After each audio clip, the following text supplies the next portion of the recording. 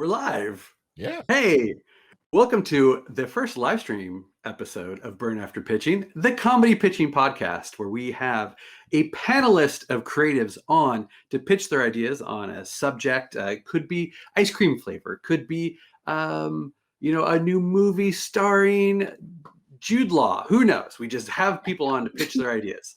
I don't know why I chose Jude Law. I don't think he's Now in the I want public to do Jude consciousness. Law. We'll do it next episode. Jude Law pitches. Joining me on the panel for this episode, with me as always, we have Andy Nordvall. Hello, welcome to this whole new vista. You can now see me as well as hear me. I'm not sure if that's an advantage, but thank you for coming. And we also have Sam, also known as BettieGeek. Yeah, I'm also known as BettieGeek. I also host Anyway with Sam and Tyler, and we talk about nonsense most of the time, so. Sweet. And we have Captain Falco, or Captain Falcon. Hey guys.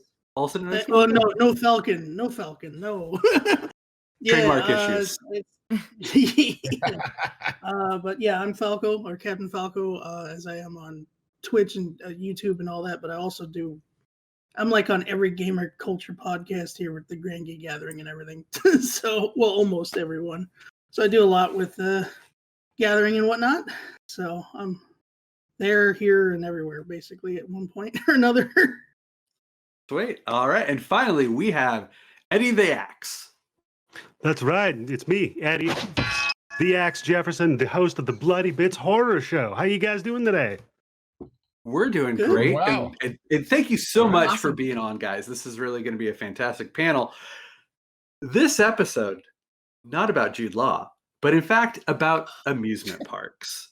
I'm out. This is sort of weirdly, when we planned this, it wasn't necessarily as topical as it recently became. I know this episode is going to be coming out weeks from when we recorded it, but recent news about the big amusement parks, Disneyland, or Disney, has gotten rid of the annual pass, which is a big deal. I know a lot of people are quite upset about that. And also, one of my favorite rides, the Jungle Cruise, is getting a much needed revamp. And I know Falco, he used to be a skipper.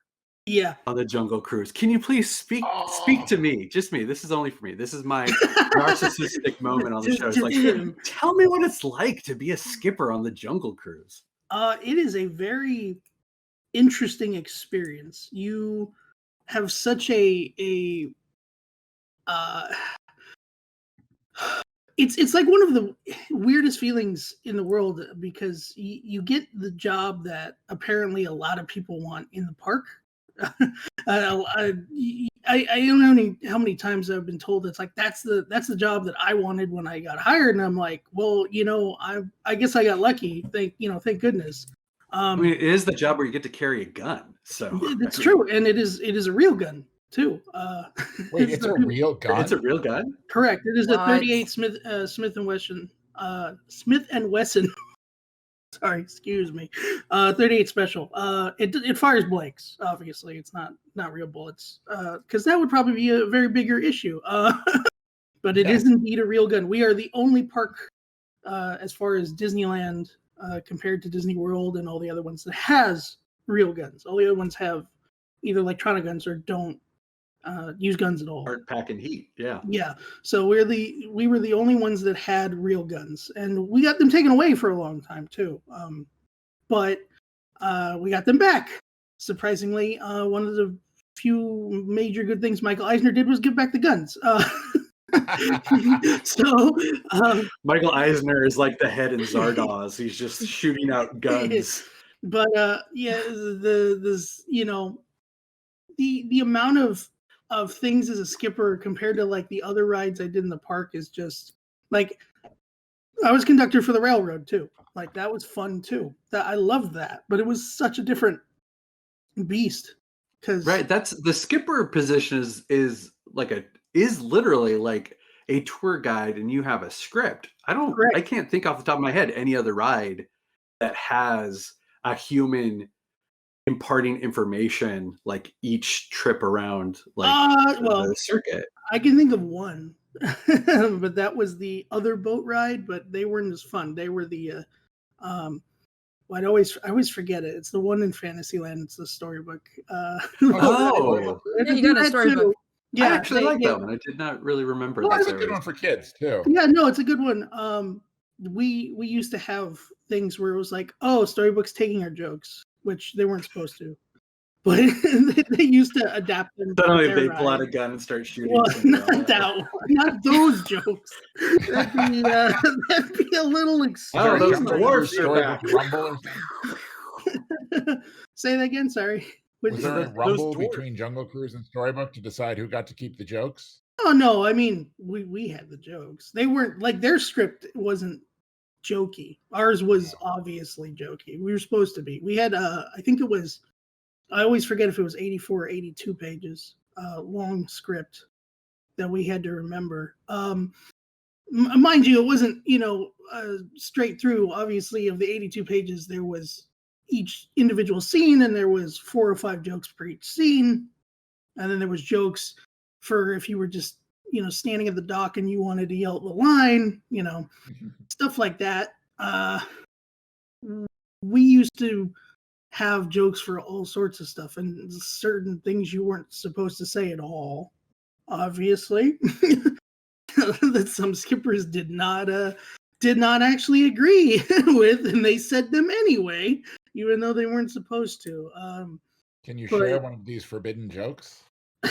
I mean, it depends on how bad you want me to go. Well, for the live stream, I don't know. For the podcast version, I can always edit it out. Well, here I'll do one of my more favorite ones, even though, which is funny because if you know me, this wouldn't be me at all. But one of the jokes that I really liked was, you're going into the hippo pool and you go, hey, we're now heading into a dangerous pool of hippopotami.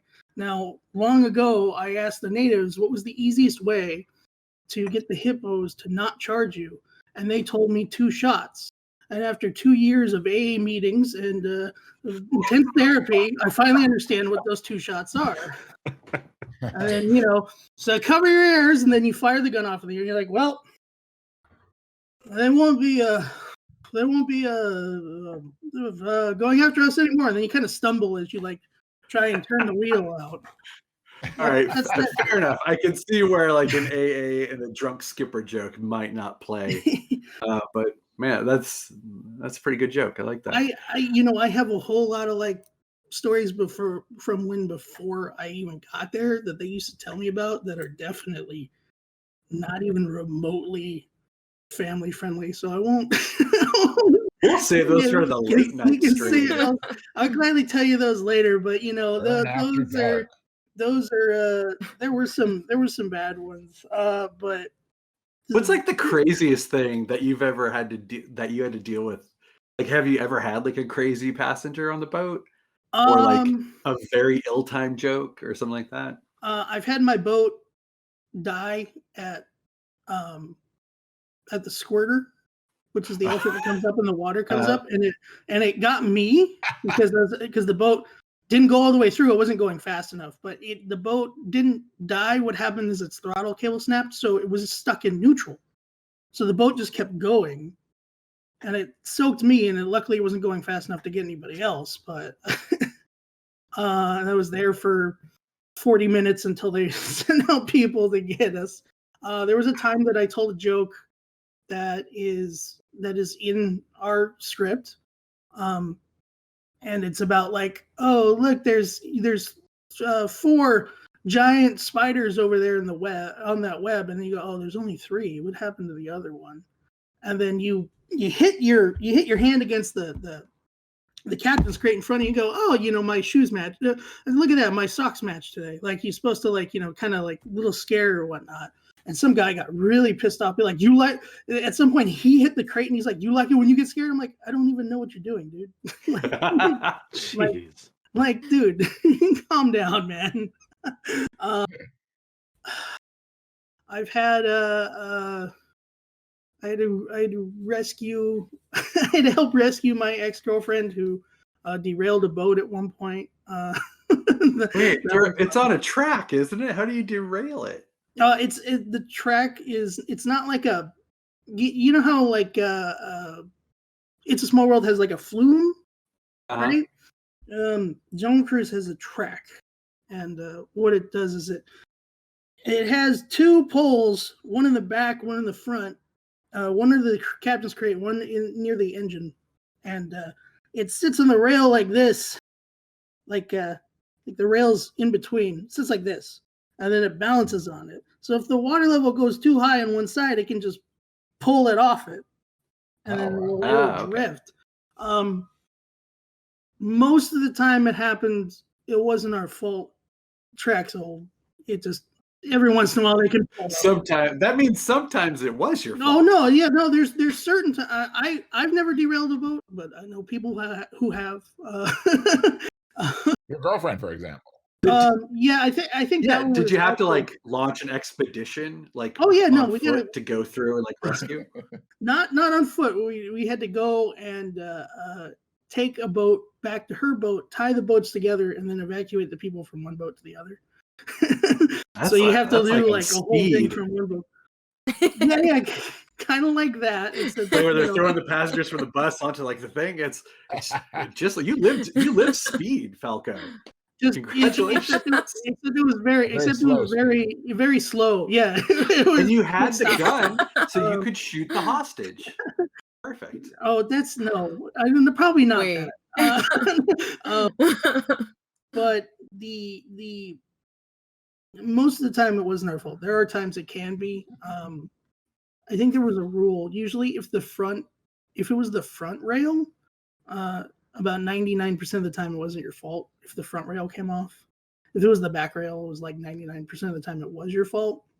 Because usually what happens is, you go down a river where it's really narrow and you're going really fast, and then you slow down abruptly and the water comes up behind the boat and picks it up off the rail because the water has no place to this, it is not a big body in the little rivers, or in the little specific areas, so there's no place for the water to displace and it just picks the whole boat up.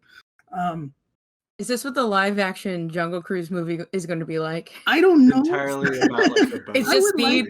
It's just speed. Slow speed. It's The Rock Johnson yelling, "You tilted off the track." I would still watch it. You should hear this because I'm still in a couple of Facebook groups that are like full of either former or still current skippers, or and when we heard that it was going to get redone, I think the most common joke is, "Where's our animatronic Dwayne Johnson? Where is he going to bring the ride?" I would have a fast pass so fast. I would be the first in line. If they're keeping creepy Johnny Depp Where's Waldo version of Pirates of the Caribbean around, Dwayne The Rock Johnson is being. I just want him to be massive, though. He's just like huge animatronic, right? The biggest they've ever done. He's like 9 foot tall. It's like the King Kong from the Universal Studios ride. Is the boat goes right past him, and he's the size of a truck, and his breath smells like bananas. He already kind of looks like an animatronic character. So. He just parts some leaves and punches one of the natives. And then it goes, "It's The Rock." He's perfect. Oh my god! Thank you for indulging my curiosity about Jungle Cruise. But now this show is about pitching, so let's get down to our first pitch. Shall we? The first pitch for our amusement park ride thingy premise. Okay, we have tasked our panelists with pitching a new ride for an amusement park. It doesn't have to be a Disney park. It could be a carnival that travels from like neighborhood to neighborhood. It could be Circus Vargas. It could be Universal Studios Island of Adventure. It could be any amusement park ride, but it's a new ride, a new concept in the amusement industry. Now, for our first pitcher, how about Andy? Why don't you go first and show them how it's done? All right, although probably not a Disney ride because this is way too obscure. Maybe I'm not even sure if it's an American ride, but who here is familiar with the wonderful cinematic tradition of Shawscope? Wait, did you say Chawscope? Shawscope, what they shot all the 70s Kung Fu martial arts films in. Shot in Shawscope. Oh, Shawscope. Shawscope. Named after the Shaw brothers. Yes, Run Run and the rest. Sir Run Run, sorry. Because I want to do Shawscope the ride, a ride that captures the thrill of being inside a classic 70s Kung Fu movie. And I think it's the right time for it. Immersive adventures are getting more and more advanced. It was just, you were in a theater, then you were in a car that went through a movie. But now the immersive rides are getting to the point where you can almost get a roller coaster feel to them. So I'm thinking if you've been to Universal Studios, like Harry Potter and the Forbidden Journey, but hopefully the next level up. So there's like actual roller coaster rides, roller coaster thrills in addition to an immersive ride. Because in this, you and a fellow student will witness evil ninjas murder your master, played, of course, by Gordon Liu. But before you can avenge him, he sends you on a quest to master the top 5 Kung Fu styles from his top 5 disciples. So in the ride, you will progress through each style of Kung Fu: crane, snake, monkey, drunken, and scorpion. It's very loosely based on the 5 deadly venoms. And along the way, in each stage, you will meet a master who will give you challenges that the ride will be to see if you can truly master their form of Kung Fu. So there'd be a great opportunity for homages. Michelle Yeoh or maybe Zhang Ziyi could play Chung Pei, Wu Jing could play Gordon Liu, and Jackie Chan could play Jackie Chan, of course. And also, what's great is you will have 4 different styles of movement. When you're learning the crane style, it'll be all graceful, sweeping movements. When you're learning the snake, it's all fluid slithering. It's going to be just kinetic frenzy for monkey. And then the unpredictable lurches of drunken style. Can you imagine drunken Kung Fu in a ride? And this climaxes with the last master, the Scorpion Master, who, true to his scorpion nature, reveals that it was he who betrayed and murdered your master. So by combining the 4 elements of the 4 martial arts styles that you have learned, you and your friend will team up and defeat the Scorpion Master, avenge your master, and finish the ride. I love it. Yeah. So are you imagining Nice. it where it's where it'll be like a roller coaster where it's like a train you go through, or is it more individual carts that kind of go through on a track I think it's system? groups. Okay. I don't know if you've been on Harry Potter and the Forbidden Journey, but I they managed have. to meld the two. Like, I think it's like a group of 5 where you're strapped in and they can twirl you around a Right. bunch, Okay. which Okay. is great because you can get some animatronics, some filmed. It's a great combination. I'm thinking use that. Would it be a mix of animatronics and film, or mostly just film? I'm thinking mostly film. You know, maybe some animatronics for some of the transitions. But yeah, I want the film because you know, it's based on a movie. I want you to be in the Shaw Brothers movie. Universal Studios might hear this and turn it into a Kung Fu Panda. That's a real threat. I mean, Yeah. well, I think It would be Kung Fu awesome. Panda did a wonderful job of being an homage to Kung Fu anyways. So I could live with that, you know? You say it could be worse. You could get something much worse than Kung Fu Yeah. Panda. I could be like, yeah, Kung Fu Shrek, you know? Oh, That could also happen, or like the cheap straight to DVD, like Kung Fu Black and White Bear animated movies that are like super cheap. Yeah. Well, yeah, the knockoff. Or they have to like insert the minions in there Oh, somehow. geez, it's a The minions will do Minions. Kung It's a Fu. Minions ride. Yeah, no, I see. The more you suggest, the more I am completely fine with making a Kung Fu Panda. Yeah. No, Andy, I think your idea is awesome. It sounds really cool. I would be so into that. Yeah. All right, so next up, Sam, hit us with your pitch. Hello. So I do have a pitch for a full theme park, but I will shorten Aha. it to 2 attractions. Brief pauses. Andy okay? Is Andy is has his screen taken okay? a gone Post-impressionist painting. he's become Picasso. There we go. Hey, there we go. Sorry. Okay. I Has just become a Kung My Fu nose is I Panda. didn't want to back. ignore the fact that he was going through something. Okay. Okay, so It's been a year. okay. It has. Okay, are you guys familiar with the production company or the movie company Leica? Yes. Like stop the motion. Coralines, the Kubos. Okay, cool. Yeah. Awesome. So I am like their biggest fan. I'm obsessed with Leica. I will support anything they do. They're amazing. And I love that they love art and love to tell great stories. So I think it would be great to do like a Land of Leica theme park, because this way people can go and experience all of their hard work, and maybe they can transfer their art into really, really cool immersive experiences. So one land for each film that they've done, but I will focus on 2 attractions. So the first one's going to be for, of course, Coraline, which as you enter the park, it's like essentially the castle of the theme park. It's the Pink Palace. So you would enter under the Pink Palace and into a dome that is the queue for the attraction that you'll be entering. The dome is controlled, weather and light and everything to be like absolutely beautiful and perfect, as the other world is for Coraline at first, right? So it's the garden and it has her face and everything lights up and it's interactive and it's really cool. The attraction, it would be, honestly, I'm going to say it would be extremely inefficient, but it would be really cool if they could make it work. Exactly. It takes time, but it's worth it, right? Yeah. It takes I mean, time. it's beautiful, but it takes forever. Exactly. Yeah. And I'm willing to wait. So Good philosophy worth for it. any theme park, really.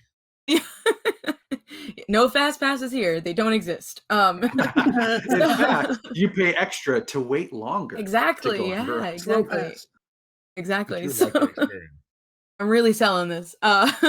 So it'd be a trackless ride system. If you've been on, like, I'll say, or have seen like the Rise of the Resistance attraction, the Star Wars attraction. So it would move sort of like that. It would be kind of like you'd move around and explore the Pink Palace, but in the other world, right? Because that's more exciting. And then it would also be an escape room. So that's where the inefficiency comes in, because your car is going to be sitting there until you and your 3 other people in the attraction or in the car figure the puzzle out, and then move on to the next thing. But it is timed, so I guess they could make that that part of the efficiency, like if you don't get it in a certain amount of time, you just like get ejected from the ride or something. I don't know. Or you get buttons put on your eyes. Who knows? So Coraline's a really dark story. But the whole thing is like you're trying to like solve the mystery, release the ghost kids, just like the movie, and escape the other mother before your eyes get gouged out. It's super exciting and great for kids. So Teaches them a valuable lesson. exactly. Yeah. Appreciate what you have. Solve your problems quickly, or you're gonna get buttons sewn on your eyes. Yeah. And Also, then don't trust adults. yeah, also that. Also, don't explore ever. Like, don't crawl into any little tiny doors. I mean, the sense of adventure is gone. It's over.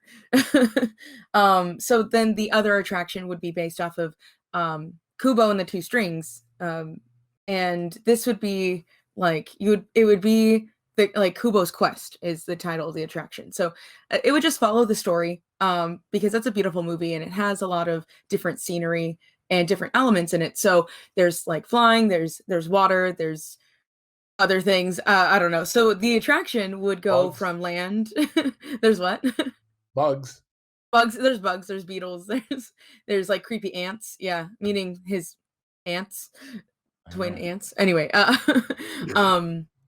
yikes.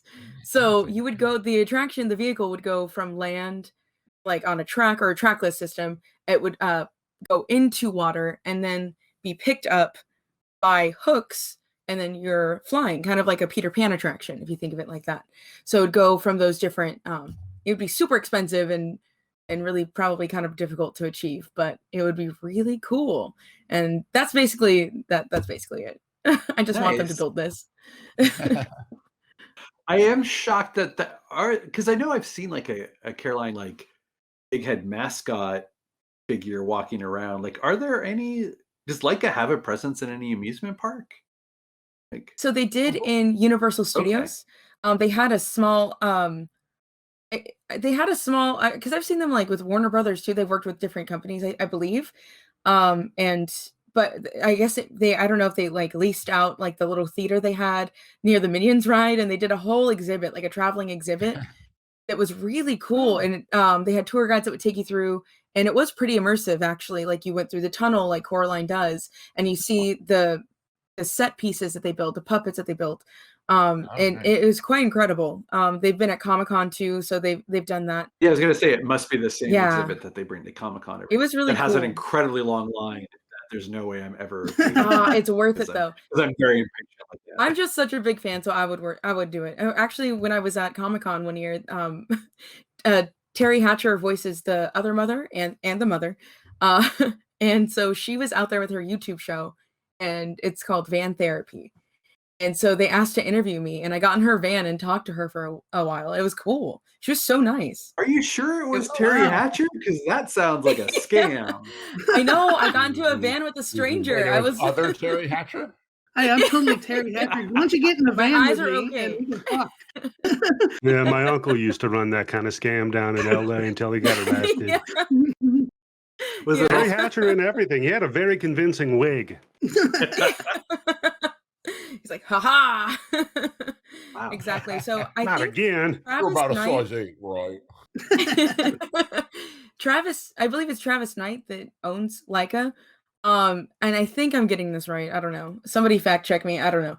But his dad owns Nike or something. Oh. And so that's why they always have those like exclusive Nike shoes.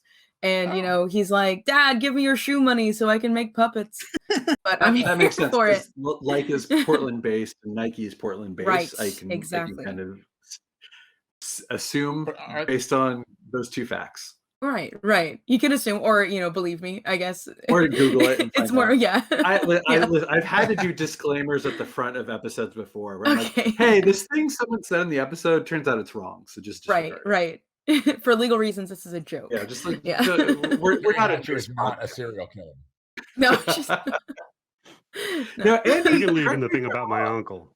Yeah, well, we won't speak for Andy's uncle. But Andy, we did a pitch session. Was it specifically new Leica movies, or did we all just happen to pitch Leica versions of something? Because I feel like I remember Don't they they were just like a like likes. one now? or That's a like- good idea for a future episode. You Because heard I it here remember I first. did I pitched my animated Bride of Frankenstein, and I think maybe just in the discussion we're like, you know, who should do it is Leica, and then I think like Yes, someone else. that pitched- sounded so cool. Yeah, Yeah, I think it I was was. more gender I'm animated. I'm the number one fan of the show, by the way. So Nice. I'm like fangirling over here. Yeah. Yeah. Oh, thank you, I was like thank you for screaming being at my on. phone. I was Alright, like, yes, so- do that Leica. We got Yeah, I the think it was Leica a general Leica- animated one. Yeah, but I want to say like half of us ended up pitching things that should be Leica movies. All right, so Falco, pitch us your amusement park ride. So, funny enough, this is an old ride that I actually came up with a pitch for a long time ago when I used to work at Disney. So I decided I was going to pull it back out. I've actually told this to old friends and cast members, which is funny because some of the concepts that I had in it are now in current rides that are now out. And I know for a fact a couple of them turned into Imagineers, so who knows? Maybe they took some of those. I don't know. But it's okay. Time to call Celio and Barnes. Chances are it's just coincidence. Most of the people that I remember that got turned into Imagineers didn't conversate with me that much. But basically, I had this idea that when they were building Radiator Springs, you know, when they're building Cars Land, Mhm. that off to the side of Cars Land in the like mountain area, there would be a facade of a kind of like a little factory, and it would say like abandoned factory or something. It would have like a sign over it, like not, you know, whatnot. But underneath the abandoned factory sign, you could just barely see a By and Large logo. And Nice. Ooh. when you would go into the ride, the first part of the line would look, you know, kind of dirty, like nobody's been there in a long time, like it's supposed to be an abandoned ride. But every once in a while you're waiting in line, if the line's that long, you would see Mo from Wall-E come out and like clean some of the floor and then drive away. And then you would move into the next area, which would be kind of like a presentation thing, where they'd have a big screen and the By and Large logo would come up. And you can tell this is old because the original pitch was, you know, Fred Willard would be up there and he'd be like, welcome to, you know, thank you for participating in this By and Large, you know, test run of our new Axiom Verge, Axiom, what is it? Axiom, not I say Axiom Verge, but Axiom, you know, spaceships. Mhm. So, and he would say that you've been selected as test pilots and you'd be able to, you know, go forward after, you know, they give the like safety spiel and they make it, you know, whatnot, and themed as far as like WALL-E goes. Once you get past that, you're going down, you're going through the line. For a little bit, it's just kind of hallways, but in the hallway, there's advertisements for by and large, like food and items, like the cupcake in a cup, and like like by and large batteries, like all these little references to the other things, and then you would get into a bigger kind of port area where it would show off like a big fake, like a smaller Axiom ship, and you'd be able to look at it, and they'd funnel you into these smaller ships that they were testing that would take about I think at the time I said like 4 people, and it would be several of these little ships and 4 people at a time, and the ride would be of the 4 people, you would be testing out the systems of the ship that were in the that would be doing some of the stuff from the movie. Like the chairs they would look like, prototypes of the lounger chairs that you sit in the thing. They'd have the big like cup holders and everything. And you'd go through the systems of the check of everything. So you'd check like the warp, you'd check like sending out like little robots and stuff by like pressing buttons on like things. It's kind of like as you would think nowadays, it's sort of like how they have the Millennium Falcon ride, but not exactly, because you have limited control of what you're doing, because it still follows kind of a path, but it's more themed to what that is, and you'd be doing certain things. And of course, at some point, maybe after I think idea was, okay, you're going to test the warp drive, and you do it, and like halfway through the warp drive, you just lose power to the ship, and it starts getting like sucked into like a nearby planet or something, and it starts, you start feeling like it getting pulled in, and you kind of got to hold on while it's doing it. And then you can, I think the original idea I had was that there'd be a little place right in front of the screen, kind of like when it was like in Star Tours, where like C-3PO is, but it's not that big. It's just big enough that you'd have WALL-E come out and like pull some wires and like try and push them together to turn the thing back on. And as soon as it turns back on, like it would, he'd be like, he'd wave at you, and then the ship would heave up, and he'd like fall back into the hole as you like took back off. And the ride would probably be like 10, 12 minutes or so. And then, you'd fly back to port. You'd go in, you'd land, and then they'd be like, you had a successful, we were going to use this test for our future references on our Axiom, whatever the bigger ship was. I can't remember the full name, but and they would say, bye, and it'd be like, and they'd have a bunch of, of course, more by and large branding as you left through the exit line. It sounds like you go into a gift store. Yeah, and then you'd go into a gift store, and there'd be a bunch of, yeah, exactly, and then there'd be all these by and large things, all the little WALL-E plushies, and So it sounds like a way more comfortable version of that Epcot ride, that Mission to Space. I remember when I was coming up with the ride back then that I took a little bit from rides that in certain areas. I took a little bit from rides like Star Tours and like Mission to Space, but I wanted it to be like that ride is not fun. I don't know if any of you have gone on that, but that ride is claustrophobic, because for those who haven't been on, is it called Mission to Space? The one where you're really going Mission into space, or quote unquote really. Right, where you go in a group of 4 and you're in a super tight cabin and you each have a different job, but it's super close quarters, and it's so claustrophobic, and it's a speed ride, so it's one of those things where like speeds you up, pulls you back, so you get like the G forces, quote unquote. But that ride, I went on that a couple of years ago, and I was at a work thing that we happened to be able to go to Epcot for free. I did not enjoy it. It made me a little sick, and I was like, I'm done. Like it was at night. Like park was closed and we got to like, you can go on these 3 rides that we'll keep open for you. I went on that and I was like, I'm done. Like that was not fun at all. It was gross. Yours, Falco, sounds like a much more comfortable. I like the idea of a lounge chair. I like the idea of like a cute Wally coming out and like waving at me. That sounds like fun. Mission to Space is a freaking nightmare. Well, yeah, and that was kind of the, like, I thought, because of the fact that it would be 4 people and you want to have the the lead up to the chairs that are in the movie. You'd have these little bit bigger chairs that are a little more comfortable, that are that have enough space in it, that's not necessarily claustrophobic or anything, but just enough that people are comfortable and be able to do it. And then you'd have like the buttons on, you could put like the buttons on your chair, or maybe a little monitor off to the side,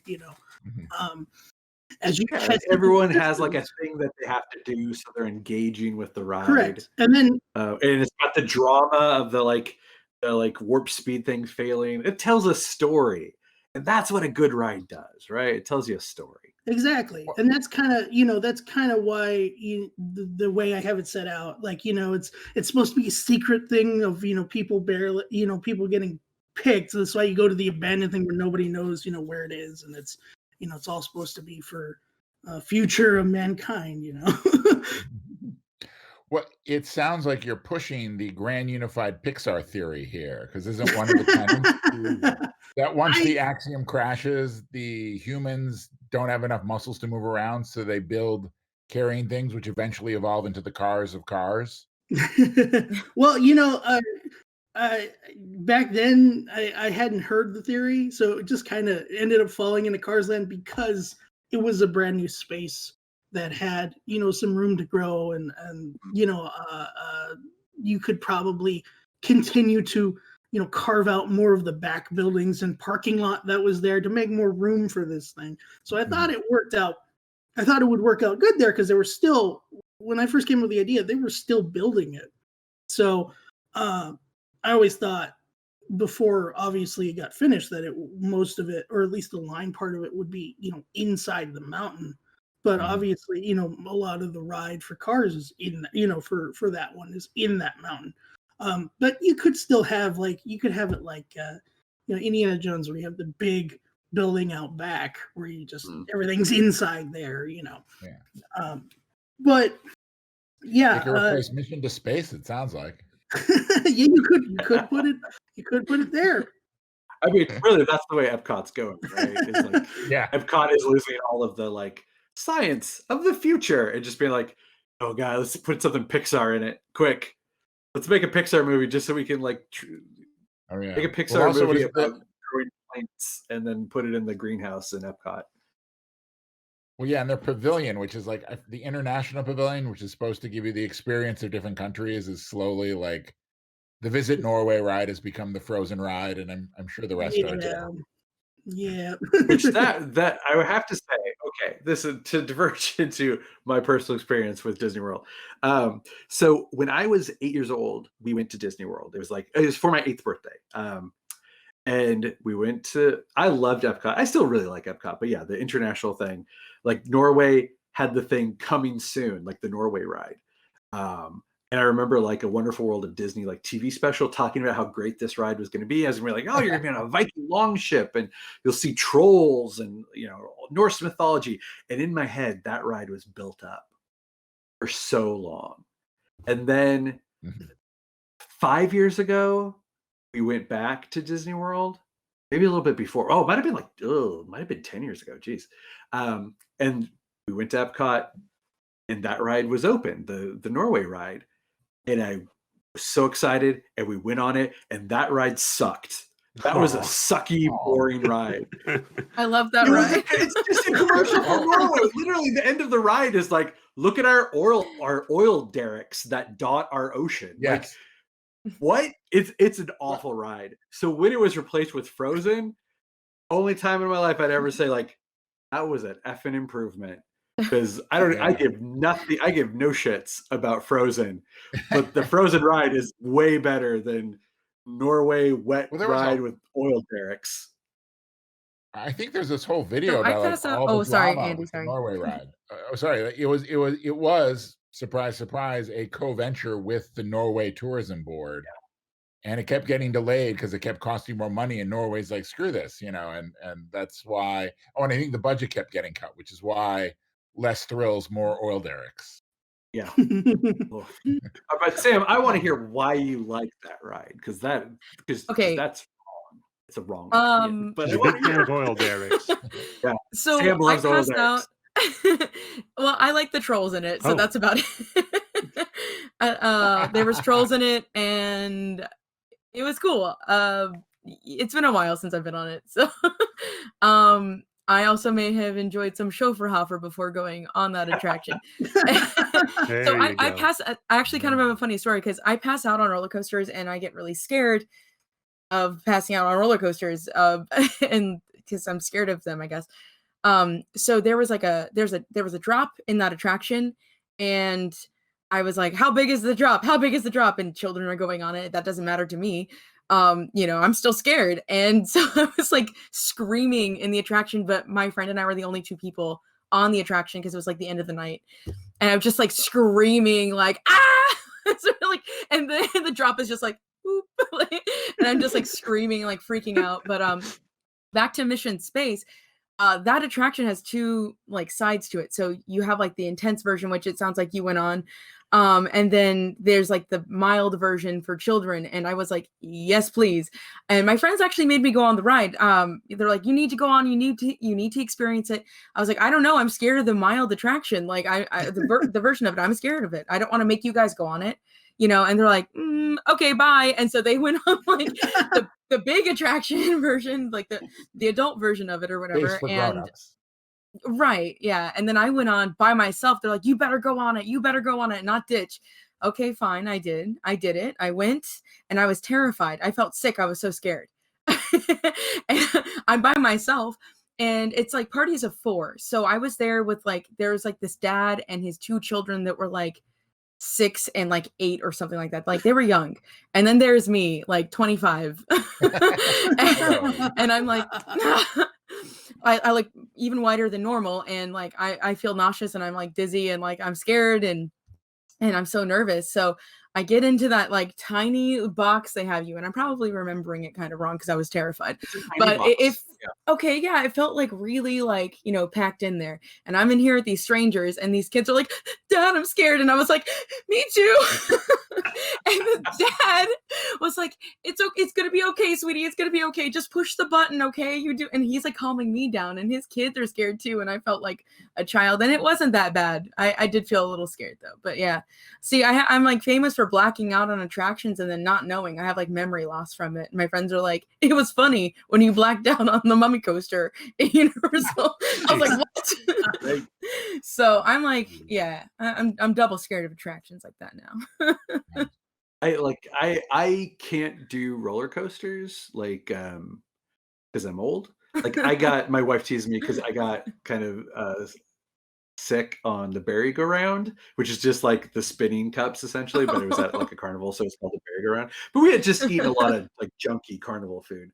Oh, But I yeah. went to Six Flags with a friend of mine and his cousins who are like roller coaster heads, and I was not prepared for it.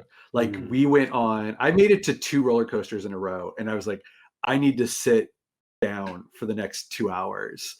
And they just kept going. Like I didn't get to go on the Batman roller coaster at Six Flags because that was so good. I could not handle it. I was like, I feel really sick. And so I just like sat on a bench for like, it was like almost 2 hours because there was a long line and then like going on the ride and everything. But man, I'm a wimp when it comes to roller coasters. But now, Eddie, give us your pitch for a new ride. Okay, well, I have it's actually more of an idea for an amusement park, but I'll narrow it down to 2 rides, experiences, we'll call it. Now, yeah. So everything I do online is very horror related, right? And we do the Not Scary Farm, we have all the Halloween horror nights, that kind of thing. But what I'm thinking is, why not a horror themed park, right? So I've got 2 experiences in mind, first of all. Now, the first one David Cronenberg presents The Fly. Now, hear me out. Okay. Go on. While you're waiting in line, you get blind drunk. Okay. Then you get to hang out with a baboon. So there's that.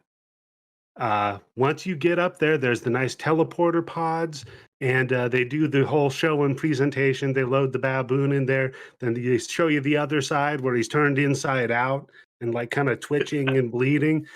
And then they cleaned that out. They're like, trick. no, we're not gonna.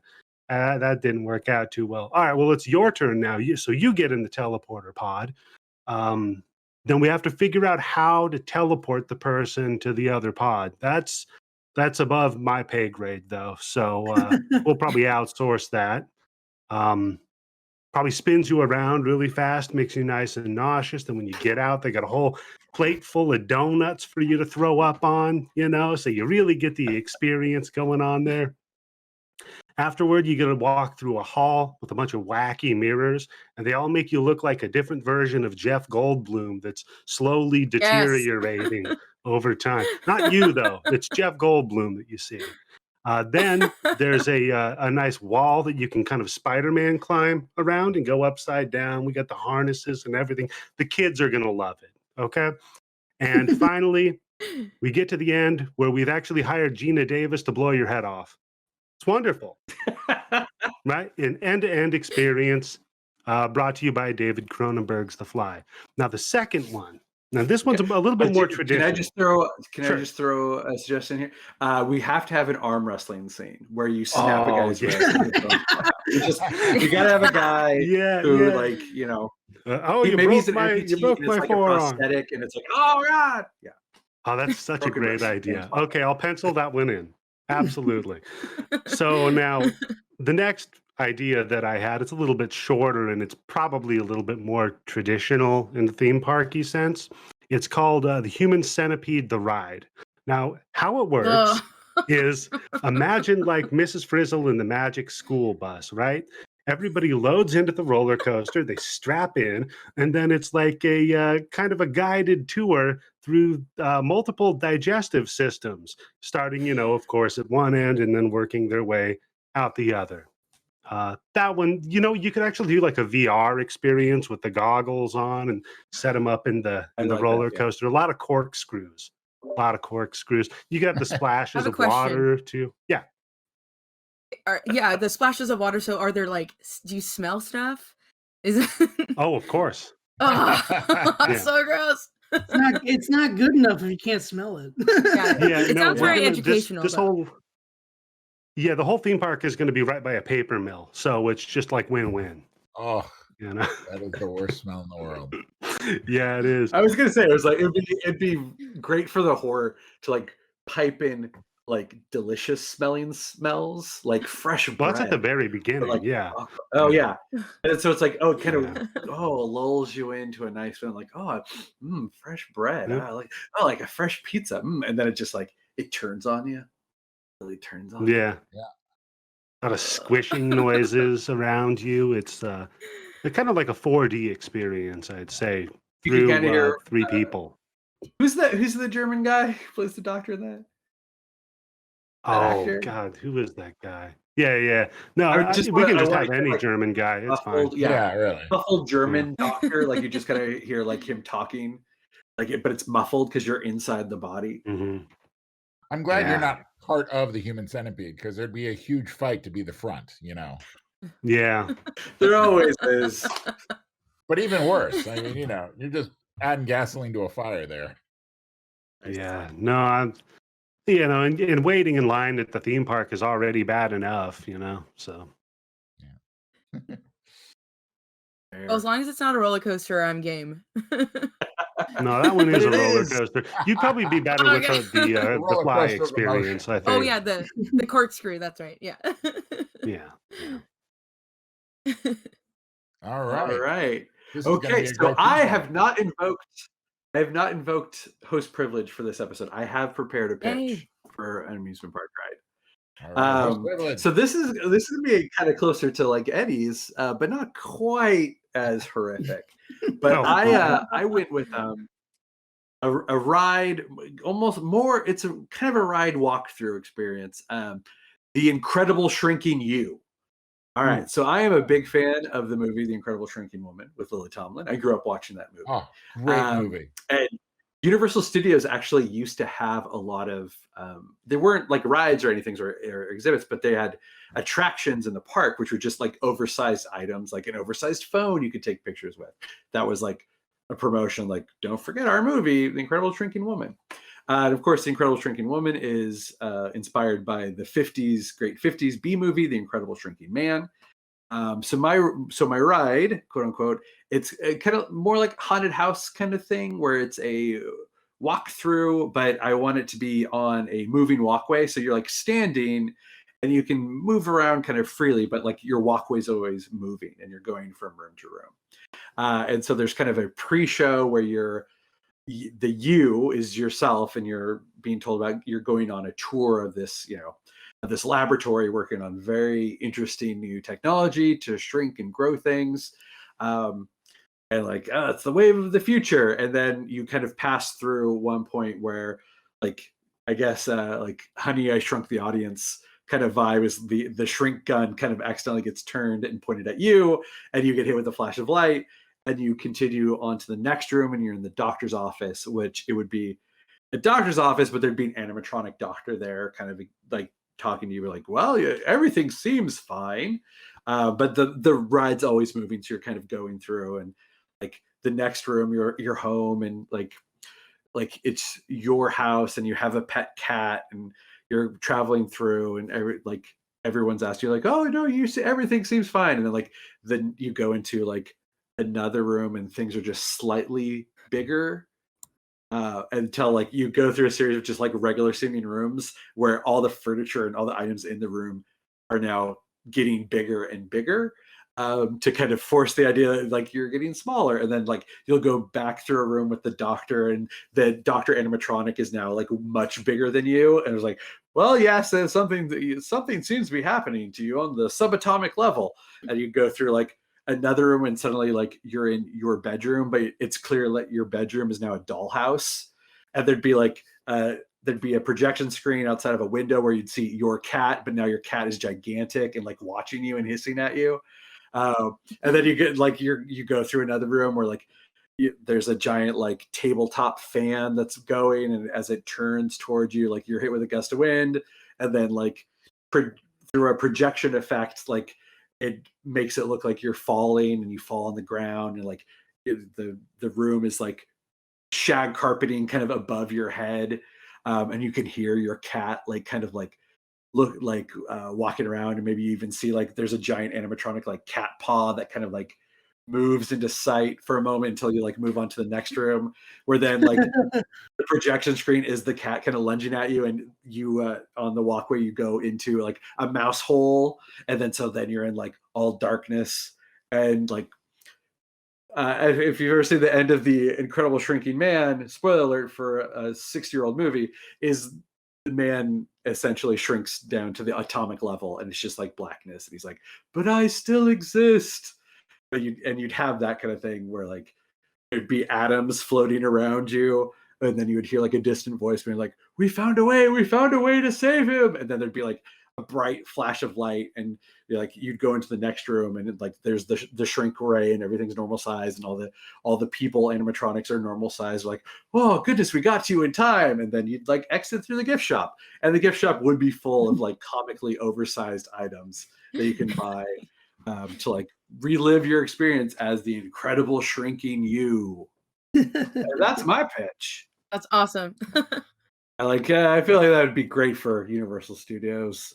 Like, it's kind of a low impact fun. I love animatronics, and I wish animatronics like could be integrated more into the current ride systems, because watching things on video screens just isn't as fun. But like, I get it, it's cheaper. Yeah.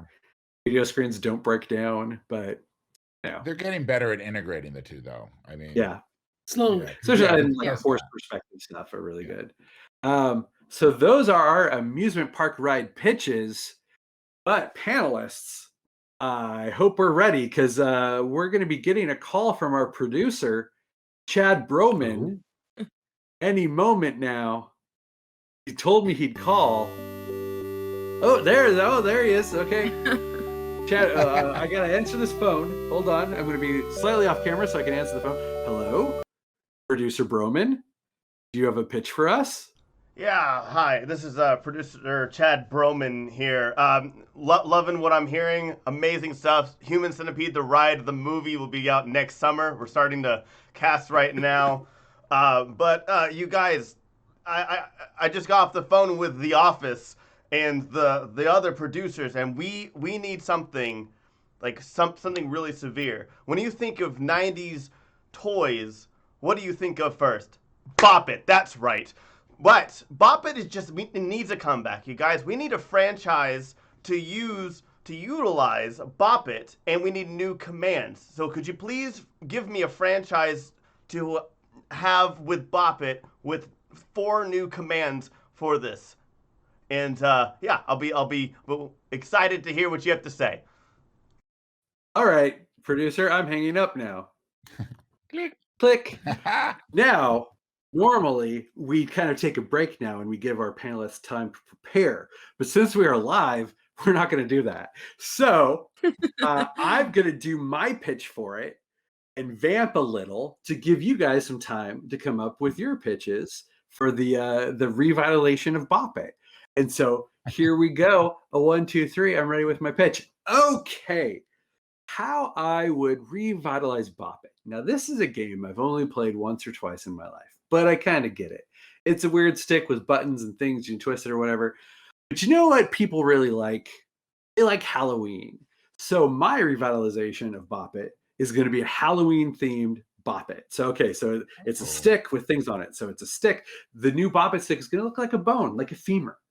All right. And there's like a knob on it. So we'll say there's like a skull. There's like a femur with a skull on it. And maybe like a hand bone, kind of like hand gripped around it. And so that's our Bop It stick. And so for our 4 commands, you're going to have obviously some bone-themed commands. And obviously those bone themes are going to be like, you know, like, okay, so like you want to, what do you do to a bone? You crack it, you crack a bone.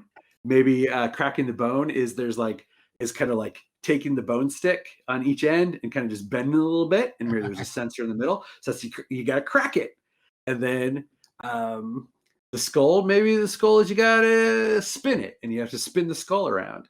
And then maybe you've got what other bone words?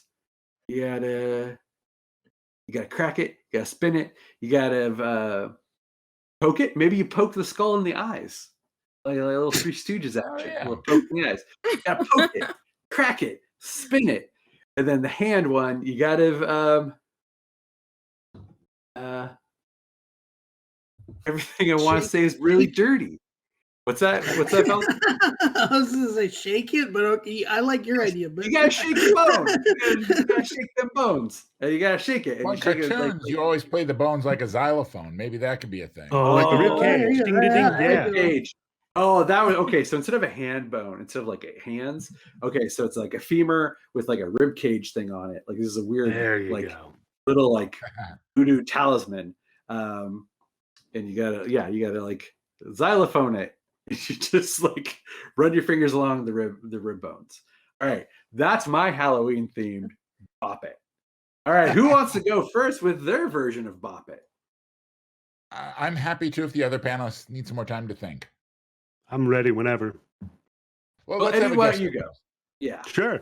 So, okay, let's go 90s, right? So you've got Bop It, that's a toy, but we're going to do a crossover with the Rubik's Cube, okay? And then the Hellraiser film franchise. So you've got the Hellraiser Rubik's Cube, right?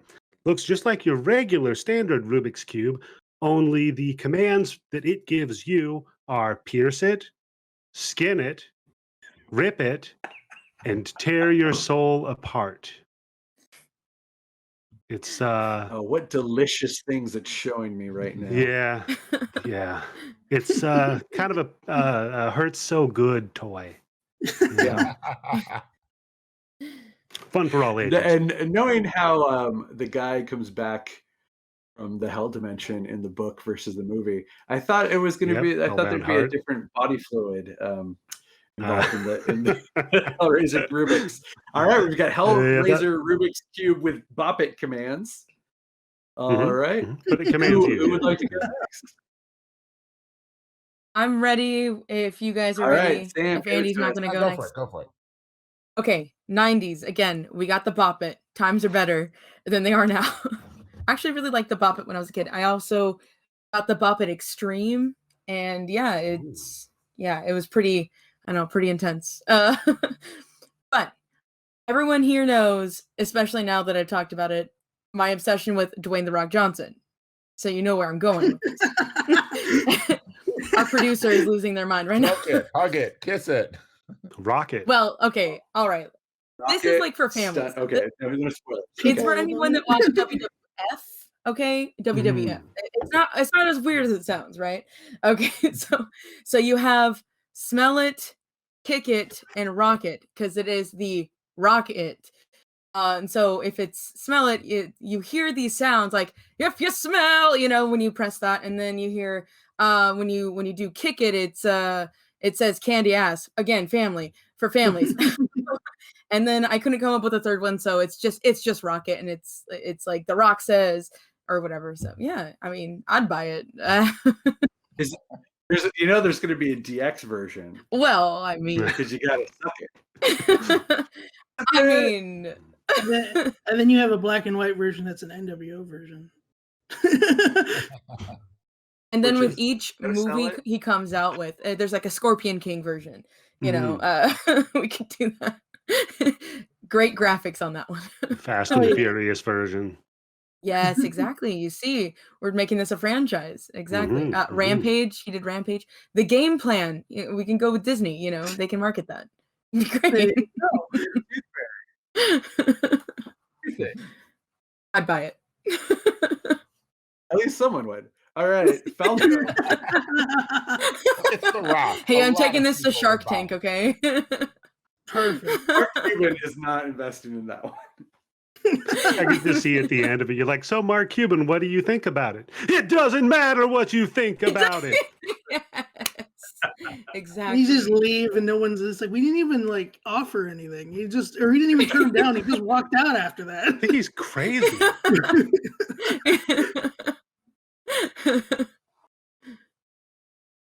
All right, Falco, you ready? That's all I got. Yeah.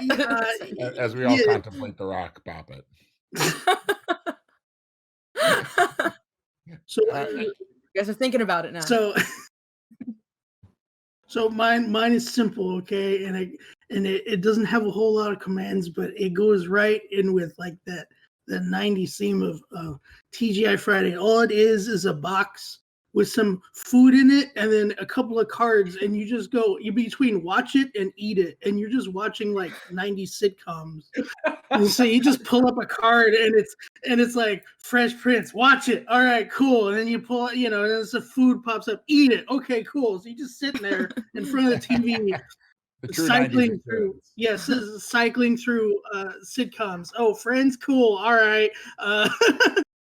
Bagel so bites. You just quickly and then you have the speed round, and you got to flip channels really quickly while shoving your mouth full of Chex Mix and pizza roll. Exactly, Tostino's pizza rolls and Gushers. And Gushers, fruit roll-ups, Dunkaroos. Dunkaroos, yeah, exactly. Some Go-Gurt in there. You're gonna sit there and be like trying to follow the plot of a Home Improvement episode, You come out, That's my idea on that one. Death by TGI Friday. Thank goodness it's funny. All right, Andy.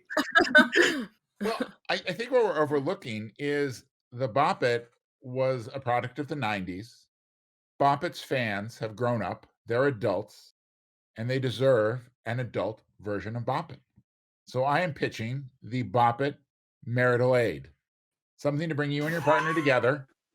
It's got a couple settings: spank it, pull their hair, restrain them, tickle their feet, and of course, a safe word. Because even with toys, consent is key. Mhm. That's my Boppet. I think that might be the winner, honestly. No offense to the rock theme off it. Well, Why don't we tells do me a you would buy merger? you could buy the adult Boppet Both to use together. on- rock themed adult. American wives would be happy.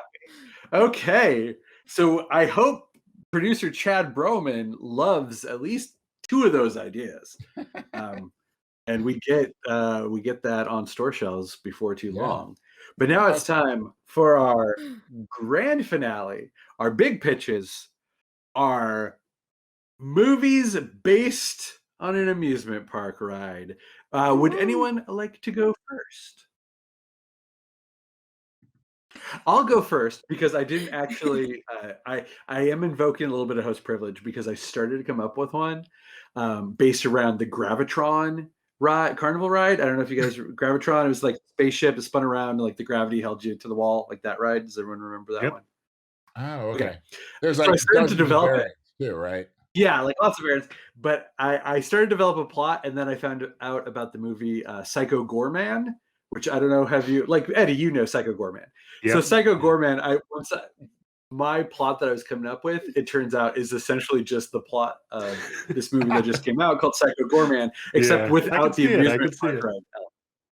Yeah, it was gonna be about like these kids who like find what they think is like a wild magical creature out in the woods, but it turns out it's like a homicidal alien. And its ship is actually the Gravitron, like that amusement park ride that's at the carnival that's in town at the moment.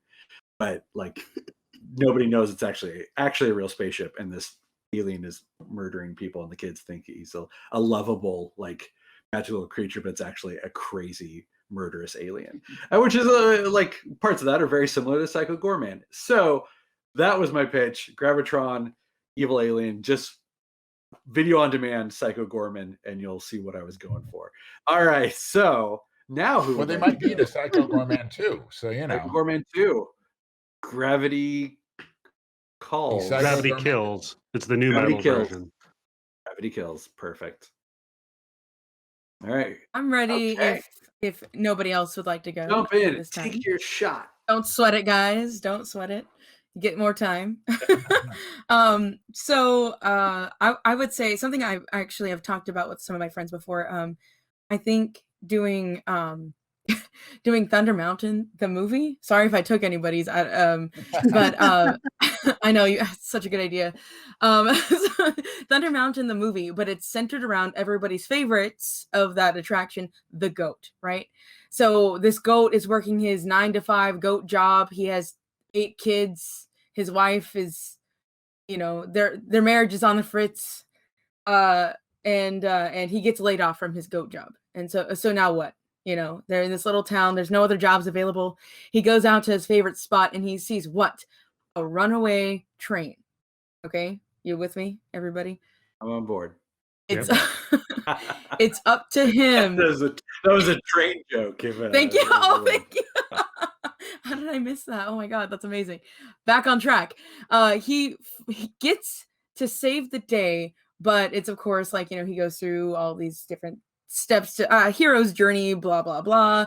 He ends up actually stopping the train with his body, and his family sees him, and it's kind of sad, but he ended up saving the day, and that's all I got. It's a sad he story. gives his life to stop the train.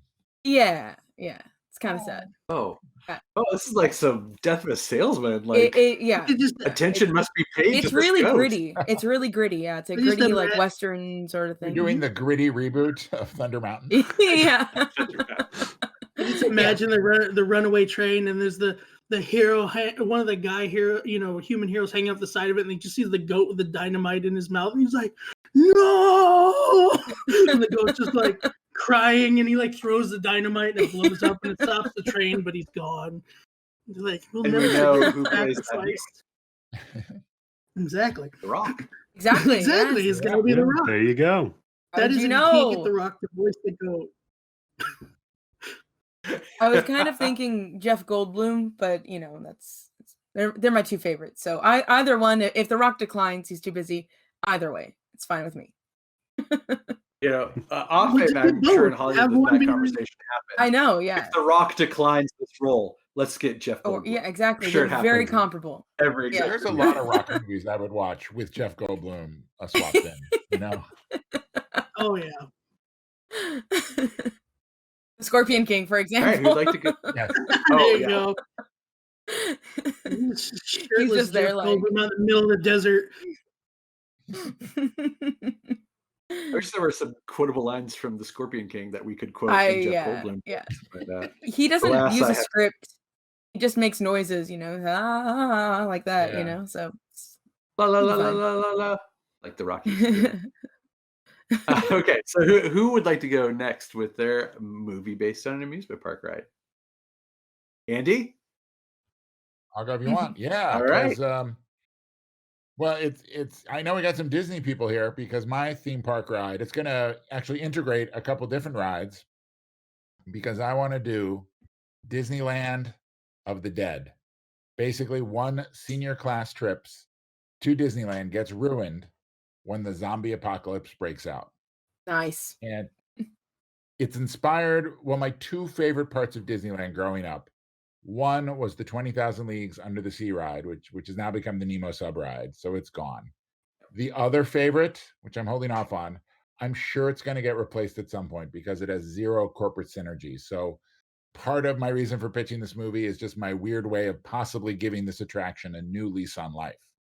But anyways, let's get to our movie because we meet our group of seniors and it's the usual collection. There's the cool kid who looks like an Abercrombie and Fitch model, the type A kid who worries how the zombie apocalypse will affect her chances of getting into Stanford, the Disney nerd, the theater kid, the bad boy, the comic relief, et cetera, and three teachers, including this one weird drill sergeant type who insists that the group take walkie-talkies, which is like weird because, cell phones are a thing that exists. So you got the three groups and they each have cell phones, which is good because once the zombies get going, cell phone networks go down.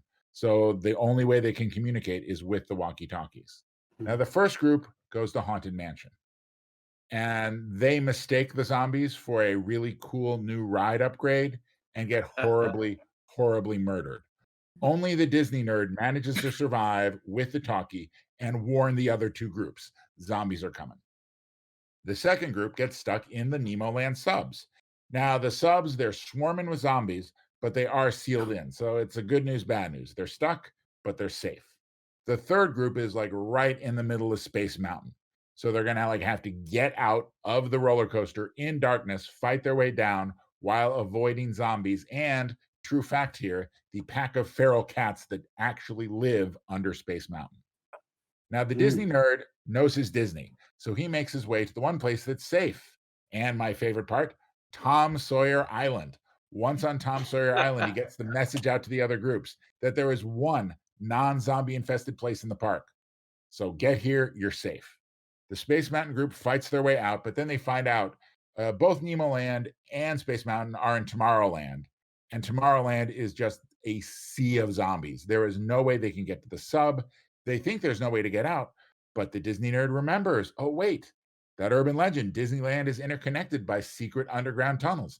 Find a tunnel and you can escape.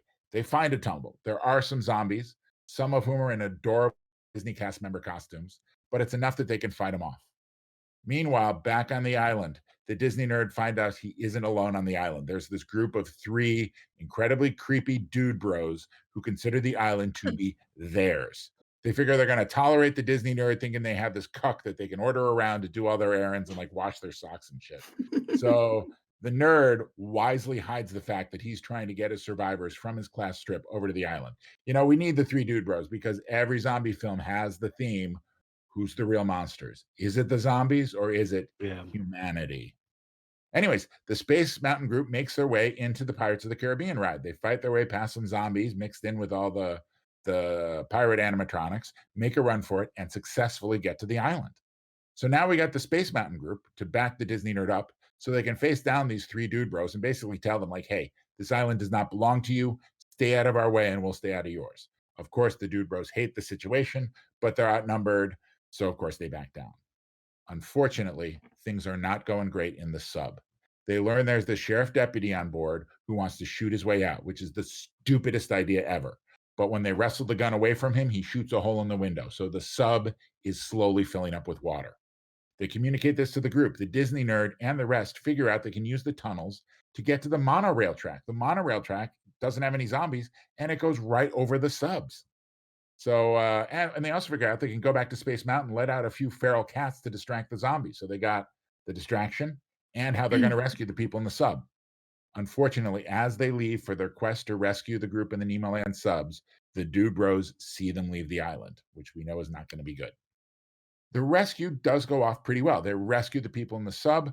Unfortunately, in the chaos, the Disney nerd gets left behind. They think the Disney nerd is lost.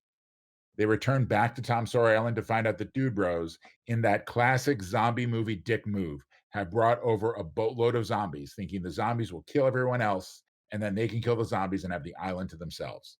This leads to a climax, which uses all the wonderful parts of the Tom Sawyer Island that I love, all the forts, all the tunnels, as the kids try to avoid and get rid of the zombies one by one, and then for the climax, kill those stupid-ass Dude Bros who caused the whole mess. Now, in the end, they think they're safe, but someone shows up in a Donald Duck costume and they think they're going to get eaten by the Donald Duck person. But Donald reveals himself to be, hey, it's the Disney nerd. He's alive. And he's figured out if you wear a Disney cast member costume, the zombies don't realize you're not a zombie and you can move around as you please. So we get this wonderful coda where they're surviving on Tom Sawyer Island. And if they ever need to go forage the park for food, they just put on a Disney costume and they can move around the zombie hordes in safety. And that's my movie, Disneyland of the Dead. I love it. Yeah. And I love that you made Tom Sawyer Island the central location and the central advertisement the movie is to advertise. Hey guys, this is actually a really cool area of the park that really is underappreciated. Yeah, I love that part, and I know just like with 20,000 Leagues, they're gonna get rid of it at some point because they're gonna turn it into, I don't know, what's a Disney thing, or maybe they'll turn into MCU Island or something, and it'll be way more popular. There's talk. I'll defer to those of you on the panel who know a little bit more Disney stuff, but there's a lot of talk of the rebranding of that island, but I can't remember what it's supposed to be. I mean, at one point they put a few pirates things in it, but they didn't do a whole lot to it otherwise. But that was still the river pirate theme, right? Right, yeah. So I remember that when I was a kid. Fit in with it. It was just a little update, but yeah, no, that would be. I'd like that. It's a good movie there. Yeah, and for Halloween we could do the zombie run on the island. There you go. Yeah, and I do like the costumes being the cover to get by the zombies, because I love the idea that that zombies go after humans because they see them as prey. So if you're a thing that doesn't register with the zombie, like a giant duck, that they would just let it go because they can't comfort. Well, it's not prey. I can't eat that thing. It doesn't look like a human. Well, plus I'm thinking they think you're a zombie too. It's sort of like they did in Shaun of the Dead, where they figured out if you just sort of shamble around, you register. But yeah, maybe it's they don't register. Who even zombies love Disney, so they're not going to go after Donald Duck. In the movie version of World War Z, I did the thing that zombies wouldn't attack someone that they could sense was ill. Oh, was sick? Because it wouldn't spread the zombie plague, and that's what they're looking for, is they're trying to spread. So don't bite someone who has cancer, because that person's going to possibly die and not be able to spread. You're not good enough for a zombie. Yeah, you're not gonna. And so Brad Pitt injects himself with every version of the flu imaginable, so the zombies leave him alone. Well, I love that means that if you're a zombie, your sense of smell must improve 800%. Really good. Yeah, eyesight, but not so much. That makes sense. I've seen the theory that zombies can't really see very well because they don't have that's why they're all glassy eyed, is so they don't blink regularly, because that motor function isn't. Yeah, so their sense. eyes are all wind, things that normally would be we close our eyes, like a wind with dust just damages their eyes to the point where they no longer can actually see that well. So they do have to rely, because they lose the sense of sight, their sense of smell, it gets stronger. I think Walking Dead had smell too. I mean, it's Yeah. what you have to believe for zombie movies. If there were real zombies, they wouldn't be able to tell, and they'd probably just be tearing each other apart, which is not as exciting. Yeah, I also like the cover of the Disney cast member clothing. You wouldn't have to worry about them eating you. You just got to worry about the undead zombies who run their strollers into your ankles several times on the ship. Yeah. I will edit this out of the podcast version, but I'll leave it on the live stream. So my graphic novel series, Junior Branches of the Apocalypse, the 3rd volume is coming out sometime in the future. But we introduced a new character who lives in one of those mascot costumes, because oh man, because it's comfortable. Like, he sleeps in it, he just lives in it because it's a big padded suit, and the hideous zombie mutants can't they don't recognize him as something to attack, and if they did, they can't get through the costume. So that's a preview of a new character introduced in Volume 3 of the Apocalypse. Well, I also hope the Disney nerd emphasizes thematic consistency. Like, if you are wearing the Donald Duck head, wear the Donald Duck costume. Don't mix and match. Yeah, no mix and match. No mix and match. Yeah. What are you doing? Why do you have the Tigger body and the goofy head? What's wrong with you? Tigger body's more comfortable. Like, no, that's not how it works. I don't want to hear. You want the zombies to attack you? Come on. Okay, all right. Who would like to go next? So I've got one, but it's not based on a traditional amusement park ride, more just a thematic thing. But I think it works. So picture this, all right? We start, beautiful day in the suburbs, right? Sun shining, birds are chirping, and there's a birthday party with a bunch of children out back having fun. They're eating their cake and their ice cream, and they're obnoxious, parents are over hiding, sneaking drinks here and there, and just chatting it up and having a good time. The entertainment arrives. They got a clown for the party, because why wouldn't you, And he's got the dumb painted smile and the big stupid red nose, and he's dancing all around and doing all the regular clowny hijinks. But then, a twist. He takes his nose off. And that painted face wasn't his face or mouth. That was all just painted on. It opens up, and you see, like an eel, a bunch of big teeth, right? And it just kind of stretches, and it's all oblong. And he just grabs a kid and just eats the kid's head, just rips it apart and throws it down, grabs another kid. And then all of a sudden, the clown car pulls up, and hundreds of these suckers start piling out, because it's a clown car, So they're all trying to fight these clowns off. They're beating their bodies about and bashing their heads against things. But the clowns, it seems like they're immune to all of this stuff. Well, finally, the guy that's out back washing his Trans Am, he's over there. He's got the Leonard Skinner on. He's wearing the real short jean shorts, and he's got the tank top. He's the cool guy, right? So he's over there washing his car, and one of the clowns comes after him, and he's punching at it, and finally he reaches down, he takes the hose, and he jams it in the clown's mouth hole thing, and his head, this balloon just starts swelling above his head until it bursts, and the clown falls to the ground. So now, all the remaining children need to go and find all the little super soakers and the little hoses with the spray nozzles, and they need to just start pumping all the water right into the weird orifice on the clown's face, and it's that weird amusement park game where you have to pop the balloon. I guess there's got to be some sort of a race element to it too, where people are trying to do faster than each other to win. I don't know. We'll workshop that part. I love Carnival Game, the movie. Yes. Because you could also do like we have darts and oh yeah. And then maybe the clowns also have like balloons on their costume, and if you throw the dart and pop the balloon, it damages. Oh, you know what? Put them together. So one of them inflates the balloon, then you have to go back there with the darts and pop the balloons. Because once you're done filling it up, it can drain out. But if you pop the balloon, it's like pop their head. Some of them, their very large shoes are very sensitive, so if you slam them with a hammer, it can pop their head. Pop their head right off. Yep.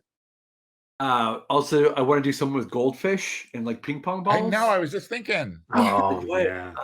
if you throw a ping There's pong like ball ring into a toss. Oh yeah, bucket like and the get a yeah, you gold- do like the Yeah. ring toss. Yeah, Man. ring toss on the bottles. Baseballs with another- milk bottles. I had another idea for like a that Mel Gibson movie, What Women Want, but it's about a guy who's cursed to know everybody's weight and tell them it, and it just ostracizes him, and he ends up like a complete pariah. So I think that's more of a sad movie. I think. I'll say, yeah. I feel like that's a Bobcat Goldthwait movie. Yeah, Like it's like he'd be the I could see director that. to do that movie. yeah, With like I could see that. I could.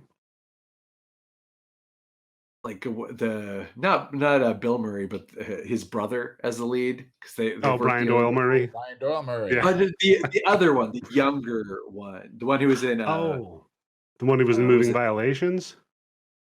There's another Murray brother? So, he was on Mad Men and he was on that show. He was in a Bobcat movie. I want to say like it's not Father of the Year, but it's the one he made after that, like The Citizens. One where it's like the I don't guy know. and yes. Man. God Bless America. Yeah. Hmm. The other Murray. Too many Murrays. The other Murray. No, it should be the Joel. other. No, the There you other go. Murray. It's Brian Doyle. Frank Murray? Joe Murray? Fred McMurray? Fred McMurtry? I don't know. I love Carnival. Carnival Clowns, the movie. All right, Falco, I believe that leaves you. Are you ready? Pitch us your amusement park movie.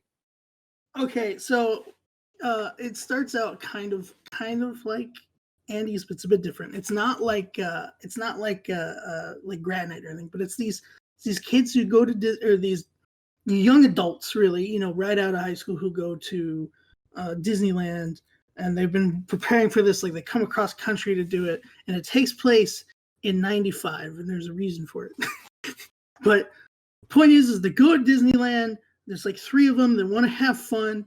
So, they're talking about all the rides they're going to do, and they're going to have, everything. But one of the kids wants to make sure, he really has fun.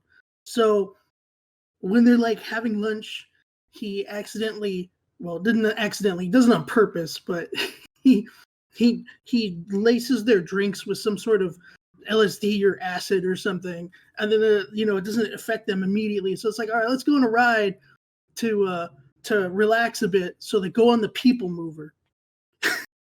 And when they get on the People Mover, they start tripping out really bad. And it's like an hour and 30 minutes of them freaking out. It's like, we've been on here for like 4 days, man. And they're freaking out and they're like ripping their clothes off. We gotta make a fire. Like, we gotta eat. Like, they get run through their pockets. And it's like, I see another one over there. Maybe we can make it to that one. No, man, don't jump. Don't jump. And they're like, they start going through like cultures of like tribal, and they have like, they took ketchup from their lunch and they're putting it on, and they're getting ready for like war.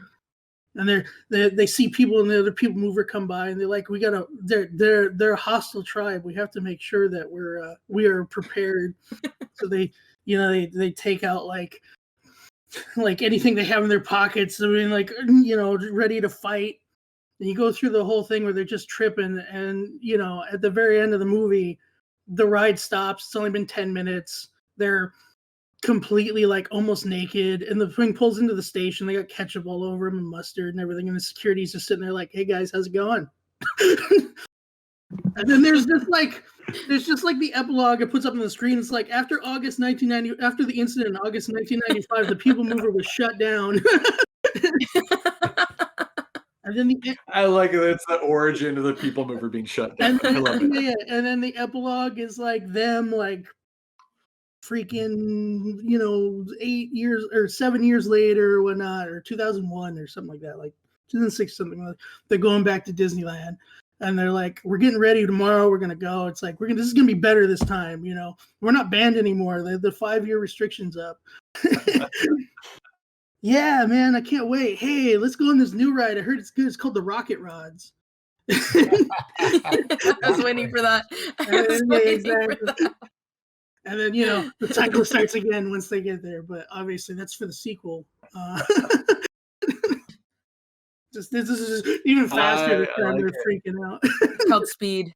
Yeah, there you go. I like the deep cut Disney humor in that. Yeah. You could do like an epilogue, like of after the second one of them, like now it's like current, and they're going to an auction where they're like, should I bid $7,000 for this old people mover pod? Because now they're adults and they're successful after being, dropping acid. Right. And they see the vehicle. There's like notch marks in it, like how many days they think they've been. This is the one. This is our people mover bucket. All right, that was fantastic. All right, we have heard some excellent pitches here for amusement park movies based on rides. Listeners and viewers here on the Twitch, if you have an idea for a movie based on an amusement park ride, or our earlier pitch, which was a new amusement park ride, tweet at us at our official Twitter account, Burn Pitching. Use the hashtag Burning Pitch. It works on 2 levels. And tweet your idea at us because we'd love to hear it. And this has been our episode. I want to thank our wonderful guests for being on here. I will give you each a moment to plug when I tell you. Sam, plug away. Plug whatever you want to plug. Oh, I'm bad at this. Okay. Hi, I am known on most platforms as BettieGeek. That's Betty with an IE. I do art. I've been streaming on Twitch. I've been streaming Nancy Drew with my sister. It's been really fun. And then also whatever else I want, like building robots and painting and whatever I want to do. You can find me on Anyway with Sam and Tyler. We have a great episode that came out. I mean, I'm just saying. It's about WandaVision and Wonder Woman 84. Yeah, so enjoy. And next person. Falco. Tell us what you got. Show us what you got. Hey guys, Falco. it's Captain Falco. You can follow me on Twitch. You can follow me in the YouTubes as a part of the group of ZombieCorps. You can see me on Facebook and on Instagram. If you come and follow me on Twitch and you're watching this live now, I'll be live in 3.5 hours, I think. I'm finishing up Fallout 3 and I'll be moving on to Fallout New Vegas next week. I'm going through a Fallout thing right now, so I'm playing a bunch of those before I move on. But yeah, you can find me at all those nice locations. It's Captain Falco ZC here on Twitch and ZombieCorps everybody everywhere else. And of course, you can find me on the Gamer Culture podcast as well. Get that podcast recommendation in. All right, Eddie, hit us with your plugs. Yeah, speaking of podcast, you can always check me out. I'm the host of the Bloodybits Horror Show at bloodybits.com. We have a Patreon up at patreon.com/bloodybits. It's a once weekly discussion of all things horror or horror related. Right now we're doing a Patreon requests month where we just covered David Cronenberg's The Fly, so it's fresh in my mind. And next month we're going to be covering March Madness, a month of psychological horror. So you can always find me on Twitter at Eddie the Axe or bloodybits.com. Sweet. Andy, plug away. You can find all my links and such for Twitch. I'm usually kind of just here, so just keep watching the Grand Geek Gathering. And all my other links, andynordvall.com. And I am Michael Tanner. You can visit me on my website, buymichaeltanner.com. That's BYMichaelTanner.com, where you can visit my web store where you can BUY Michael Tanner comic books. I have Junior Braves of the Apocalypse. I have Strike Team Codename Diamond Force. It's my love letter to 80s exploitation movies. I also, by the time this episode goes up, there should be some other news about me, which I'm not going to say yet because I don't know if it's officially going to hit by the time this episode does. But I got a lot of cool projects going on. Thank you for listening to Burn After Pitching. Follow us on the Twitters. Follow the Grand Geek Gathering here on Twitch, on Twitter, on Facebook. That's our network. Our theme music is by Carlisle Laurent. And again, I want to thank our guests and thank you listeners and viewers. If we had any, I didn't check it out. Maybe there's no one watching. Maybe we're just screaming into the void on Twitch. It happens. We have 10 viewers, apparently. 10 viewers. I love you guys. Thank you. Yeah. It's a magical 10. Thanks 10. It's a magical every one number. of you. All right. And again, I'm Michael Tanner. For Andy and I, we'll see you next month on Burn After Pitching. Burn